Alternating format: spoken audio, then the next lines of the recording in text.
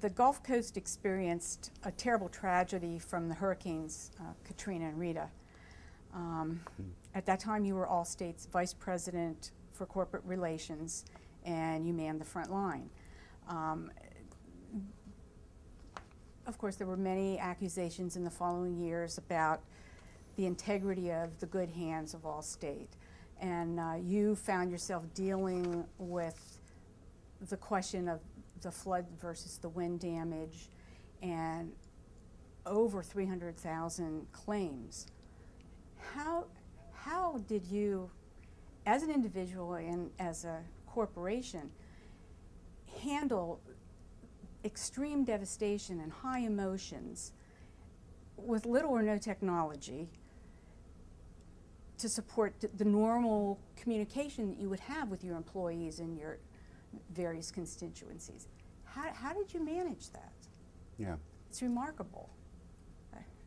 Well, it might be.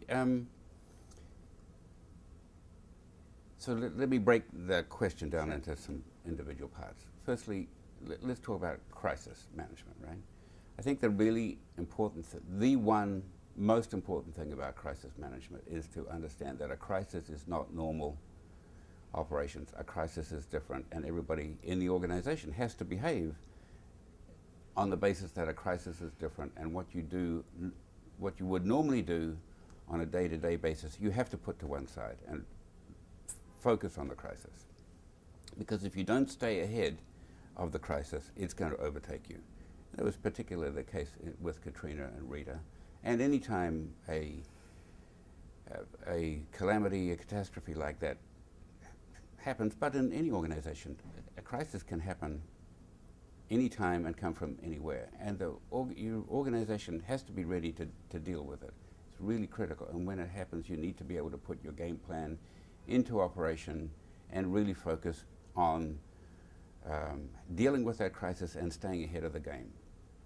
Just to repeat, if you don't stay ahead of it, it's going to stay ahead of you, and then you're going to be following it, and it's going to be taking you to places you don't really want to go to. The only way to manage a crisis, to get it to where you want it to be, is to really focus,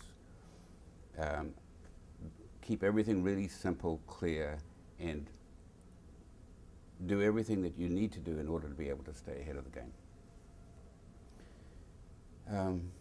Insurance companies are really good, big insurance companies like Allstate and State Farm, are really good at dealing with what we would call a catastrophe. So in the Allstate case, we have a whole group of people who do nothing else but look after catastrophes when they happen. Anytime there's a tornado, an earthquake, a hurricane, even something like an ice storm which will take power out and destroy cars, or a flood, we have the specialized group that will go in to look after our customers first.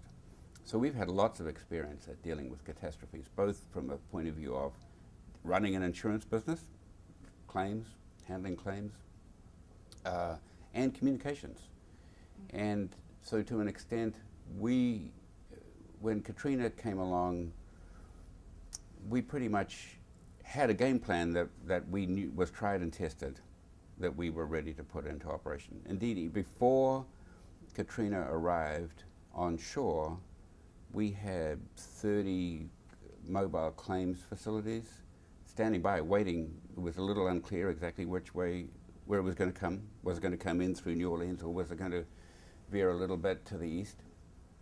So we were waiting, ready to bring this facility in, and the local region had communications all ready to go.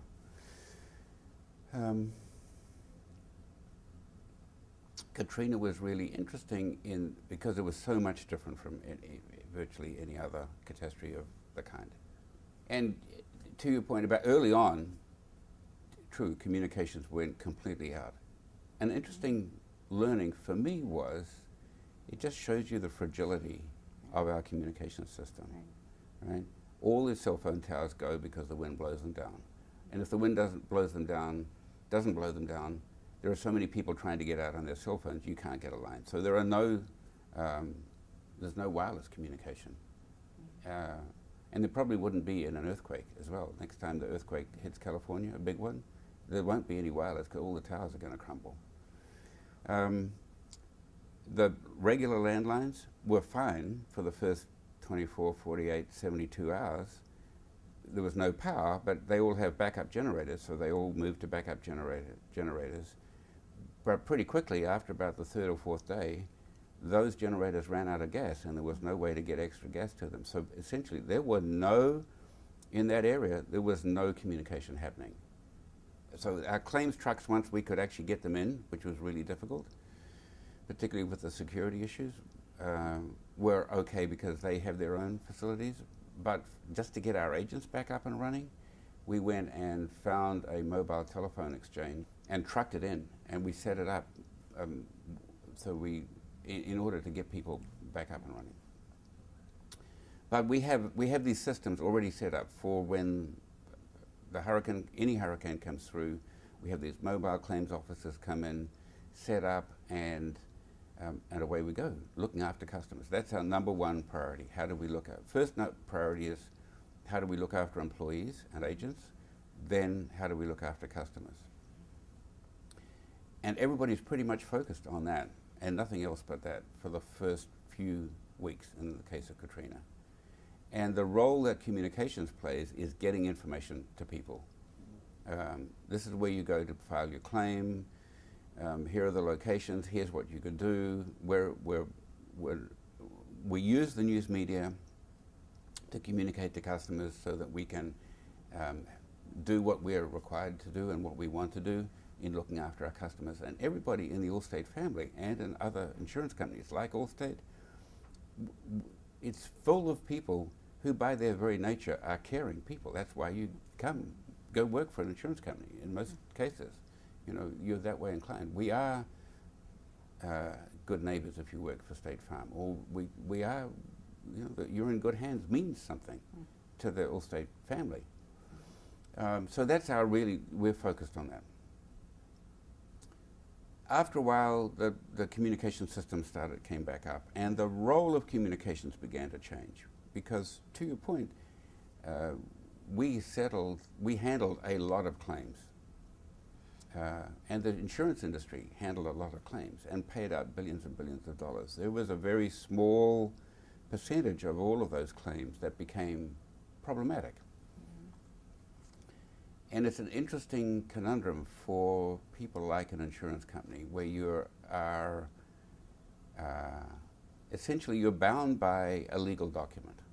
Although we don't think of it this way, the policy that you have is a legal document between you and the insurance company. And the insurance company is bound by its requirement to deliver against that legal contract. And in the case of an insurance company like an Allstate or a State Farm, most of the other big insurance companies, people like that, we will bend over backwards to meet the terms of the contract. But sometimes you do get into a disagreement about, is what just happened covered under this contract or not? And that certainly did happen in the case of a relatively small number of homeowners in the region. And it's a really complicated, it is something covered, you know, under a normal homeowner's policy, you're not covered for water damage from the sort of event like a Katrina. You are covered if a tree falls down, breaks your roof, and rain gets in, you're covered. But if there's a flood, unless you've bought a special flood insurance policy from the government, you're not covered. Mm-hmm. And there was absolutely some debate, a lot of debate about that. Typically, not unusually, there's a lot of news coverage about the people who have the disagreement with the insurance company, and not much news coverage about the hundreds of thousands of people who've been very happy with the way that their claim was settled. And it is complicated trying to explain the legalities of an insurance contract when people's homes have disappeared, right? And they have, you know, the emotional consequences are very real, and insurance companies really sympathize. But unfortunately, they are bound by the legal contract, and so it becomes an issue.